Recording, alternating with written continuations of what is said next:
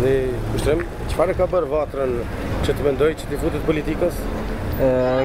Realisht kërkesat e shumta të qytetarëve të dëbuar, të cilët kanë ardhur në drejtim tonin për një përzgjidhje problemeve të tyre, ka bërë që të lind kjo ide që Vatra në tardhmen të jetë pjesë e politikës apo të jetë pjesë e garave politike, për shkak se shumë kërkesa të qytetarëve tonë nuk kanë arritë gjejnë mirëkuptim apo të zgjidhen. Kemi problemin me dokumentat të identifikimit, ku tash e 14 vite qytetarët e Kosovës Lindore nuk kanë dokumente identifikimi dhe ky problem nuk është zgjidhur ende. Pastaj problemi diskriminimit e shumta në punësim edhe në gjitha këto tjera. Si do të quhet asociacioni juaj?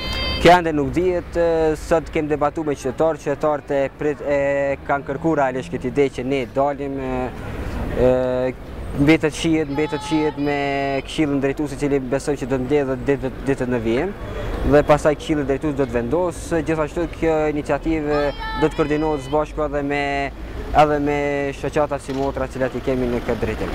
Mendoni vetëm në gara komunale apo po përgatiteni që të futni edhe garës për parlament?